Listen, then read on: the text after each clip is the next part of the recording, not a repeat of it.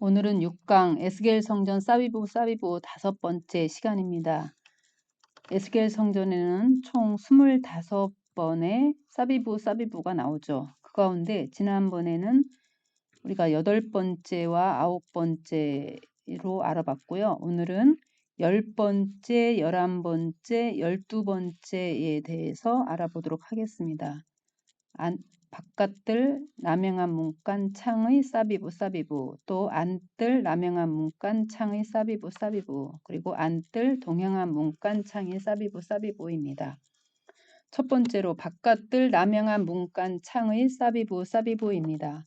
에스겔 40장 25절에 보면은 그 문간과 현관 좌우에 있는 창도 먼저 말한 창과 같더라.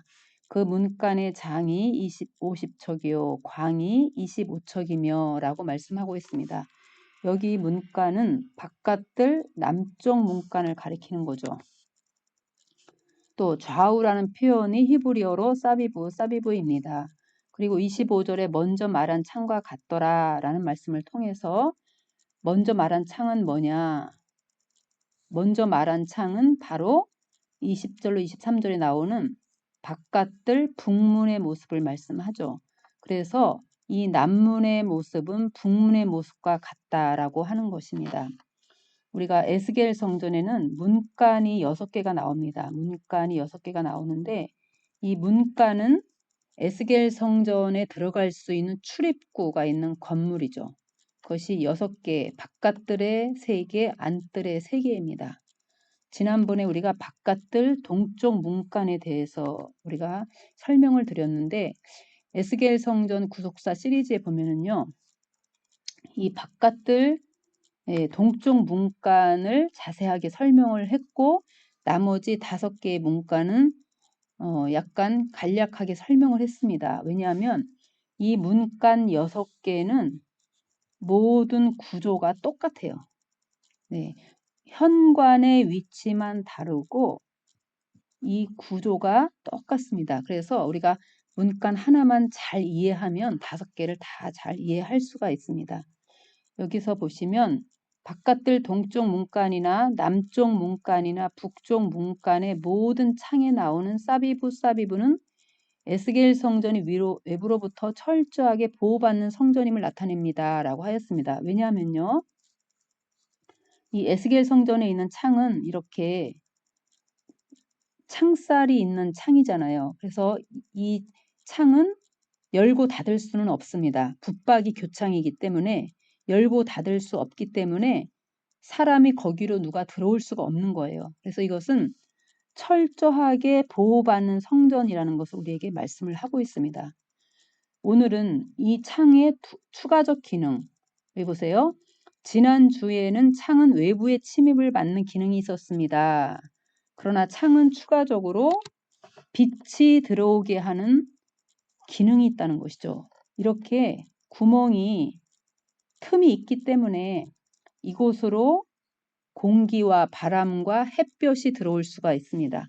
그래서 창문으로 들어오는 빛이 들어온 통로죠. 문간 안은 환하여지고 성전의 습기나 여러 가지 박테리아 등을 제거할 수 있습니다. 우리는 빛을 받아들이는 신령한 창문이 되어야 합니다. 닫힌 창은 외부의 침입을 차단하는 동시에 공기는 통하게 하므로 내부를 쾌적하게 유지하는 역할도 합니다. 만약에 건물에 창이 없다라고 한다면 그곳으로 공기도 들어오지 못하고 햇빛도 들어오지 못하고 바람도 들어오지 못한다면 그 안에 건물 안에 사람이 살 수가 없겠죠. 하나님께서는 노아한테도 뭐라고 하셨어요? 창세기 6장 16절에 보면요. 창을 만들라고 하셨어요. 창을 만들라고 하셨습니다. 그러면 오늘 창의 의미, 구속사적 의미가 무엇이냐라고 하는 것을 알아보도록 하겠습니다. 이 창이 없으면 그 건물 안에 사람이 살 수 없듯이 성도는 기도의 창이 있어야 합니다. 기도의 창. 기도의 창이 없으면은 기도의 창이 닫힌 사람은 영적으로 죽은 사람과 똑같다는 것이죠. 데살로니가 전서 5장 17절에 보면은 쉬지 말고 기도하라라고 하셨습니다. 그래서 기도는 영적인 호흡이다. 호흡. 우리가 호흡을 안 하면 사람은 1분 동안 호흡을 안 하면 뇌에 손상이 온다고 합니다. 그런데 3분을 호흡을 안 하면은 뇌에 치명적인 손상이 온다고 해요. 그래서 죽음에 이를 수 있다고 합니다. 그러므로 이 사람이 죽는 것을 뭐라고 말해요? 숨이 멎는다 이렇게 말하잖아요. 그러니까 숨을 쉬지 않으면 죽는 거죠. 그것처럼 기도라고 하는 호흡을 하지 않는 사람은 영적으로 죽은 것과 마찬가지고 우리가 아무리 신앙생활을 오래 했다고 할지라도 기도하지 않는 사람은 제대로 된 신앙생활을 한다라고 할 수가 없는 것입니다. 하나님의 뜻을 따르는 것이 아니라 자기의 생각과 자기의 어떤 그 뜻을 쫓아서 우리가 신앙생활을 할 수가 있습니다. 그러므로 우리는 기도는 호흡이다. 그래서 항상 우리가 기도 쉬는 죄를 범치 않도록 해야 되는데 사무엘상 15장 23절에 보면은 사무엘은 나는 기도 쉬는 죄를 범하지 않았다라고 말씀을 하죠. 그래서 기도하지 않는 것은 죄다라고 말씀하셨는데 우리가 여기 보시면요. 로마서 12장 12절에 보면 기도에 항상 힘쓰라 그랬어요. 항상 힘쓰라. 이 말씀이 굉장히 우리에게 이렇게 좀 의미를 주죠. 왜냐하면 기도는 저절로 하는 것이 아닙니다. 힘을 써야 돼요. 왜냐? 기도는 우리의 본성이 아니거든요. 우리가 잠자고 먹고 이런 거 다 본성이잖아요. 그렇지만 기도는 본성이 아닙니다. 이것은 억지로 우리가 해야 되는 거예요. 그러므로 우리는 이 기도를 억지로 하기 위해서는 그러니까 기도가 자연적으로 우리의 본성처럼 정말 기도가 하고 싶고 기도가 늘 이렇게 익숙하고 습관화 되려면은 그만큼의 우리가 어떤 신앙의 경지가 돼야 되고 또 어떤 큰 체험을 통해서 기도하지 않으면 내가 안 된다, 죽는다 이런 것을 체험했을 때 우리는 기도를 열심히 하겠죠. 그러므로 우리는 시간을 정해놓고 기도할 필요가 있어요. 시간. 다니엘도 하루에 3번씩 시간을 정해놓고 기도했잖아요. 그러면 시간을 정해놓고 기도할 때 바쁘다는 핑계, 몸이 아프다는 핑계, 누구 만나야 된다는 핑계 뭐 이런 거를 다 우리가 안 하고 열심히 기도를 우리가 정해놓고 기도에 힘쓸 수가 있죠. 그래서 우리는 늘 기도에 힘쓰므로 하나님의 그러한 은혜와 능력을 또 이렇게 창을 통해서 기도의 창을 통해서 그런 은혜를 공급받으시는 저와 여러분이 되어야 되겠습니다. 그러므로 이 기도는 고린도전서 14장 15절에 보면요. 영으로 기도하고 마음으로 기도하다 하라라는 말씀이 있습니다. 우리가 길을 걸어갈 때도 또 이제 사람을 만날 때도 항상 우리는 무시로 영으로 마음으로 항상 기도를 먼저 앞세워야 되겠죠. 그래서 원로 목사님은 이런 말씀을 하셨습니다. 우리가 기도하지 않고 일을 하면요. 내가 아무리 힘쓰고 애쓰고 노력하고 밤잠을 안 자고 일을 했어도 그것은 30%에 불과하다는 거예요. 그러면 70%가 모자라잖아요. 100%에서는 70%가 없어서 일이 성사가 안 되는 거죠. 그러면 내가 열심히 기도했습니다. 열심히 기도했습니다. 그런데 내가 노력은 하지 않았어요. 투자도 하고 또 사람도 만나고 밤잠 자지 않고 노력도 해야 되는데 안 했거든요. 그럼 30%가 모자라갖고 100%가 안 되니까 뭐예요? 일이 안 되는 거죠. 그래서 우리는 어떻게 해야 되느냐. 그런데 여기서 보시면은요. 70% 비중이 어느 게 더 큽니까? 기도하는 것이 비중이 더 크다는 것이죠. 열심히 기도하고 이게 70%예요. 그러나 노력, 힘쓰고 애쓴 거 최선을 다해서 또 30% 이게 있어야 되는 거죠.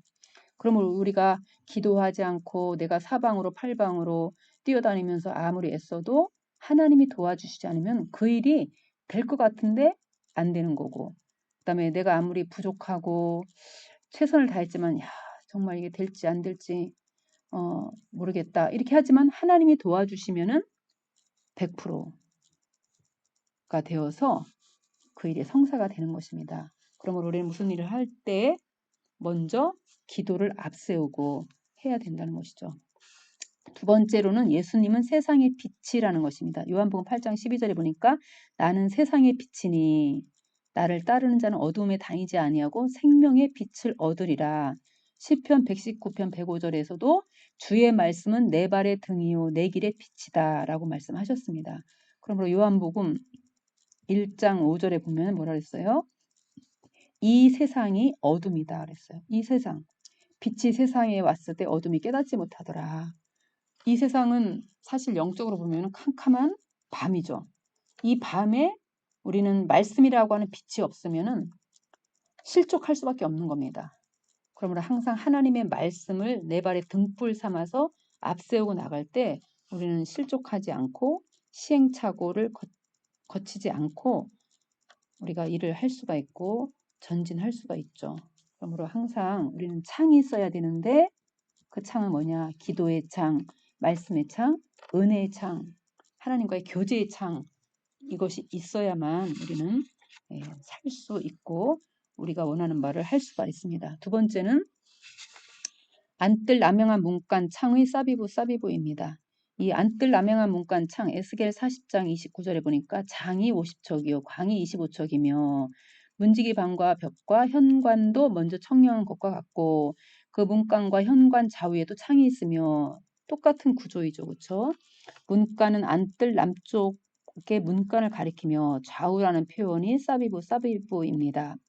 이 바깥뜰 문간과 같이 안뜰 남영한 문간에도 닫힌 창이 설치가 되어 있습니다. 참고로 안뜰의 문간과 바깥뜰의 문간은 동일한 구조이지만 현관의 방향이 서로 마주보고 있습니다. 그래서 6개의 문간이 다 똑같은 동일한 구조인데 현관의 위치, 그것만 다릅니다.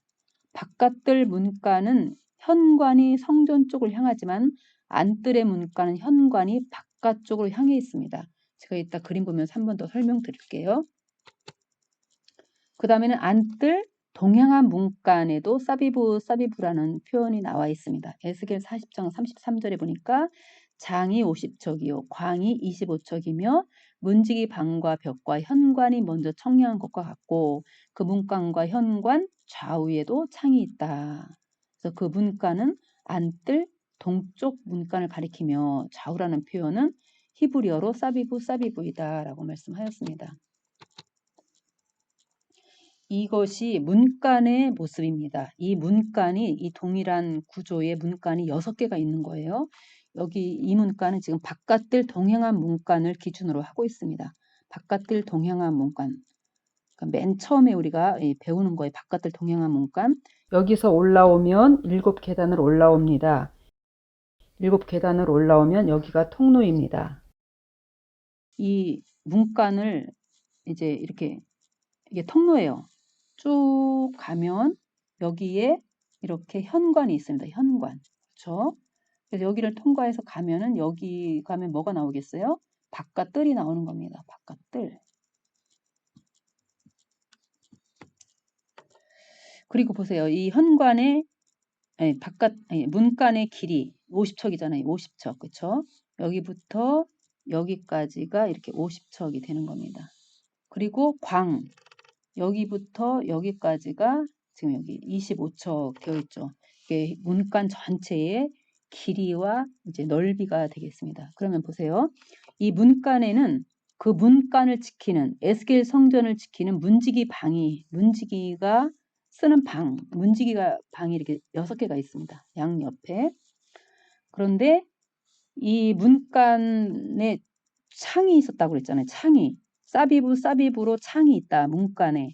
그 창이 이렇게 좌우에 사방에 사비부라는 거 좌우에 사방에 주위에 이런 뜻이잖아요. 이 주위에 이렇게 다 창이 있는 겁니다.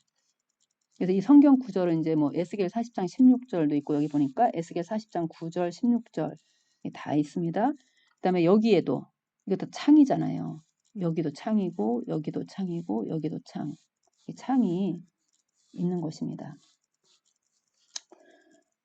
네, 여기는 이게 문지기 방, 여기는 문지기 방 벽. 여기 방이고 여기 벽이잖아요. 그리고 여기는 현관.